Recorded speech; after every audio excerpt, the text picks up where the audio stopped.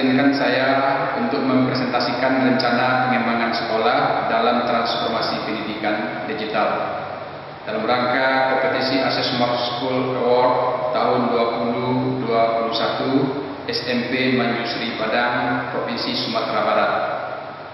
Saya Saiful Bahri, Sarjana Pendidikan, peserta Access Smart School Award tahun 2021, Sekolah SMP Manjusri Padang dari Kota Padang, Provinsi Sumatera Barat, Jabatan Kepala Sekolah.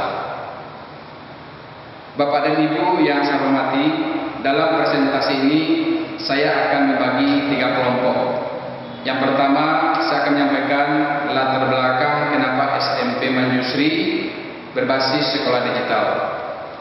Yang kedua, saya akan mempresentasikan nantinya rencana pengembangan sekolah. Yang ketiga, analisis SWOT. Bapak dan Ibu yang berbahagia, saya awali dari latar belakang. Berawal dari musibah COVID tahun 19 yang telah menimpa dunia, termasuk negara kita Indonesia, yang sudah merubah tatanan kehidupan secara umum, termasuk di dunia pendidikan. Untuk memutus mata rantai penyebaran COVID-19, maka pemerintah Indonesia memutuskan untuk memberlakukan pembatasan sosial berskala besar yang kita sebut dengan PSBB. PSBB membawa dampak yang sangat luar biasa sekali di seluruh sektor, termasuk di sektor pendidikan. Di sektor pendidikan dampaknya adalah bahwa pembelajaran secara tatap muka ditiadakan. Siswa belajar di rumah, sementara guru dan pegawai melaksanakan WFH. Yang jangka waktunya tidak bisa ditentukan entah sampai kapan berakhirnya, dan bahkan PSBB ditambah dan ditambah terus. Dari sinilah awal dimulainya era digitalisasi di SMP Manjusri, di mana semua aktivitas beralih ke teknologi yang sekarang kita sebut dengan era digitalisasi. COVID-19 yang semula musibah besar bagi semua manusia, namun kami SMP Manjusri menyikapi dan mengambil hikmah dari musibah ini yang dulunya tidak terpikirkan sama sekali untuk berbasis digital. Saat itu kami sudah mulai berdigitalisasi. Bapak dan Ibu yang saya hormati, sekarang saya akan memulai rencana pengembangan sekolah berbasiskan digital. Tahun 20, tepatnya bulan April, Indonesia sudah menerapkan PSBB. Siswa melaksanakan pembelajaran secara daring. Pembelajaran secara daring saat itu hanya sebatas menggunakan WhatsApp atau WA sebagai media pembelajaran, dan Zoom baru sebatas simulasi. Karena pada saat itu kita kehilangan akal, karena belum ada satupun sekolah yang mengatakan bagaimana sistem pembelajaran yang benar dan baik itu. Kami menggunakan WA dan Zoom meeting baru kita gunakan hanya sebagai simulasi. Ini berakhir sampai semester genap.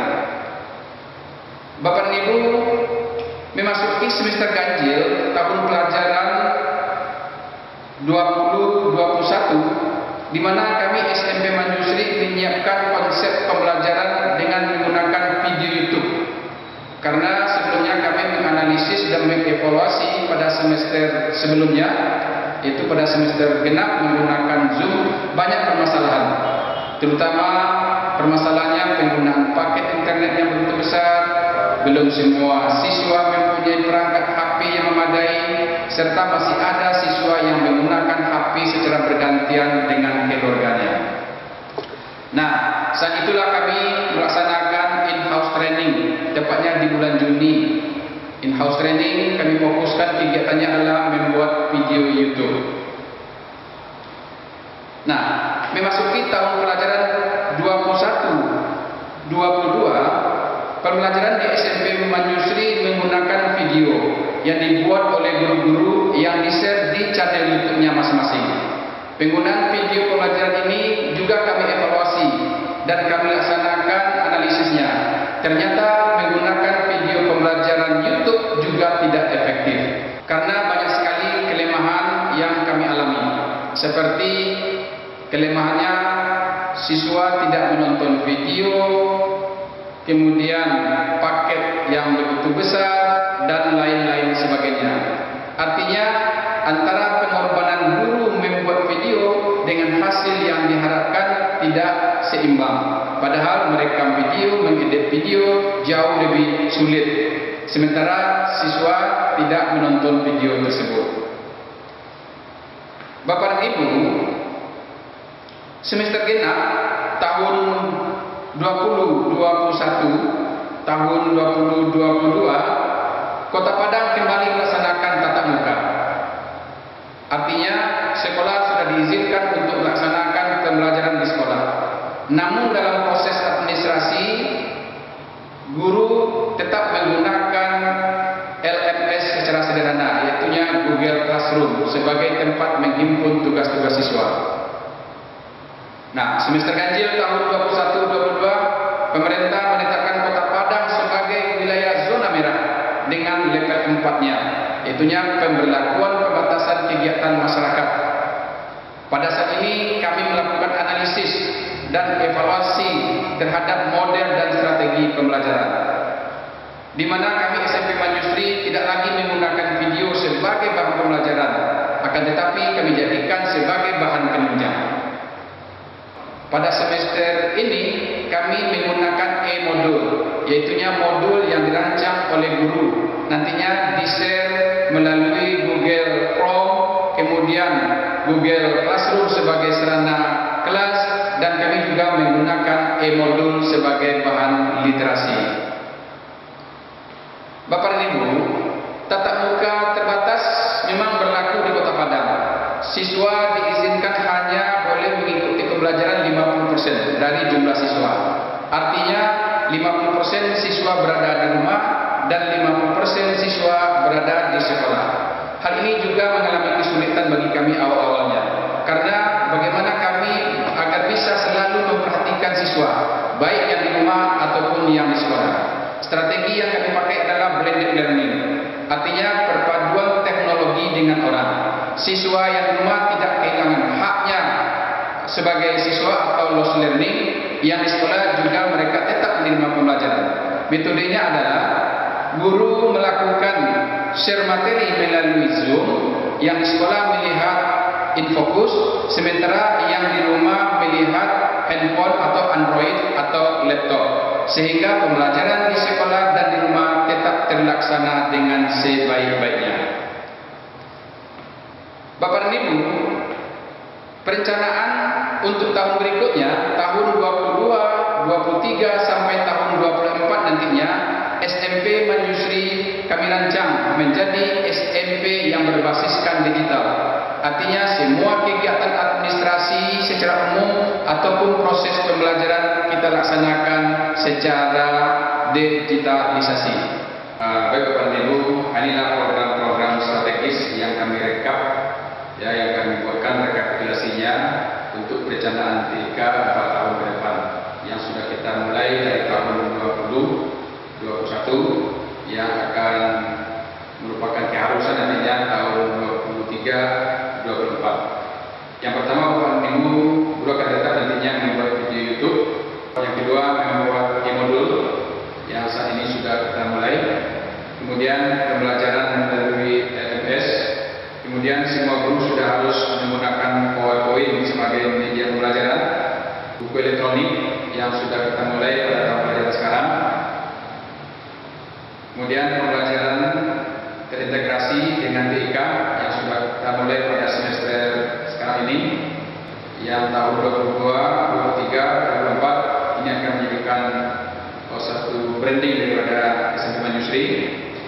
Kemudian LPP nantinya akan kita wajibkan melalui elektronik tahun pelajaran 2022, 2023. Kemudian kita akan merencanakan dan akan menggunakan LMS Jelajah Ilmu tahun pelajaran 2022-2023. Kemudian penilaian kinerja guru tahun pelajaran 2022-2023 sampai tahun 2024.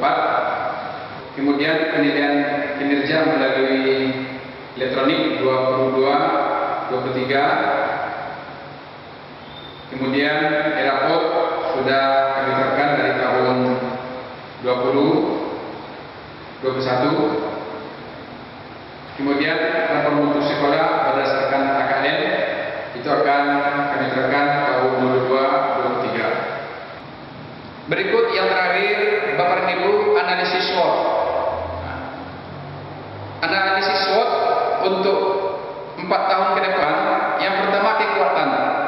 SMP Manjusri dirancang dalam 4 tahun ke depan sebagai sekolah smart yang berbasiskan digital.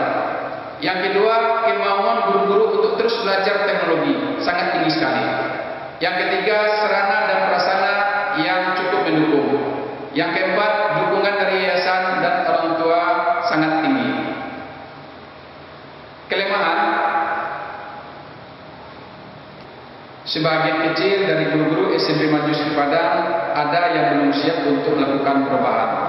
Kemudian biaya pendidikan yang masih relatif rendah.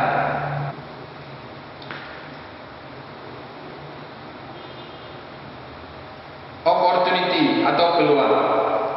Yang menjadi peluang di SMP Manjusri, Bapak dan Ibu, yang pertama, sumber daya manusia atau tenaga pendidik yang masih muda. Hal ini tentu akan berdampak terhadap pengembangan kompetensi di bidang digital. Yang kedua, dukungan dari orang tua dan wali murid dalam program sekolah digital yang dibuktikan dengan hampir seluruh siswa memiliki Android dan laptop sebagai bahan penunjang terlaksananya sekolah berbasis digital. Yang ketiga, peralatan yang cukup memadai yang tersedia di sekolah. Tantangan atau threat.